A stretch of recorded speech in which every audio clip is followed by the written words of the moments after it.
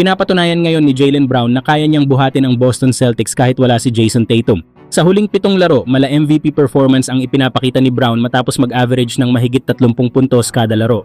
Kanina nga lang sa panalo ng Boston kontra Indiana Pacers ay gumawa si Brown ng 31 puntos at 9 na rebounds. Malinaw na patunay ng kanyang pagiging leader sa loob ng court. Dahil dito, umangat ang Celtics sa ikatlong pwesto sa Eastern Conference na may record na 18-11. Sa pangunguna ni Jaylen Brown, kitang-kita kung gaano kalakas ang Boston bilang isang koponan.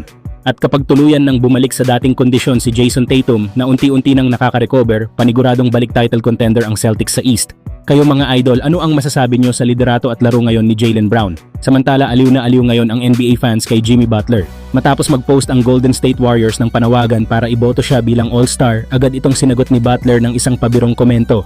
Sa halip na hikayatin ng fans, sinabi niyang huwag na siyang iboto at mas gusto pa raw niyang magbakasyon sa Barbados, sabay biro na magtayo na lang ng GoFundMe para sa kanyang bakasyon.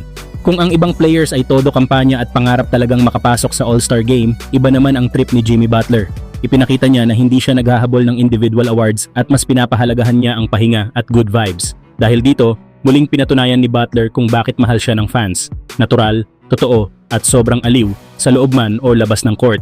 Samantala, mahirap ang sitwasyon ngayon ng Los Angeles Lakers. Matapos ang pagkatalo nila sa Los Angeles Clippers, mas lalo pang bumigat ang problema ng Purple and Gold dahil sa injury report bago ang laban kontra Phoenix Suns.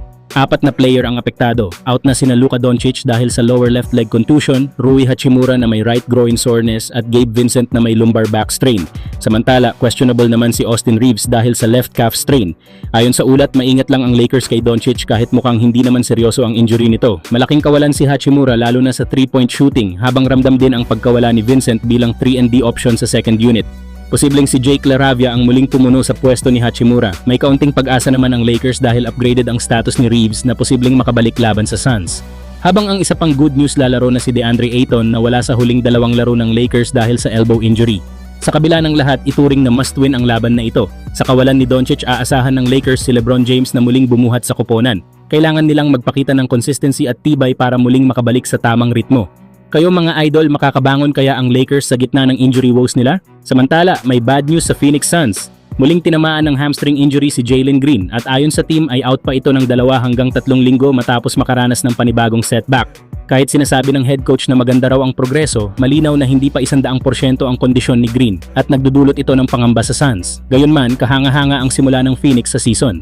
Kahit wala ang isa sa kanilang rising young stars, nasa play-in position sila sa tulong ng solid na laro ni Dillon Brooks at Colin Gillespie habang si Devin Booker pa rin ang leader ng koponan. Sa huli, sayang si Jalen Green at hindi siya makakasama sa laban nila kontra Los Angeles Lakers, isang malaking kawalan sa isang inaabangang matchup.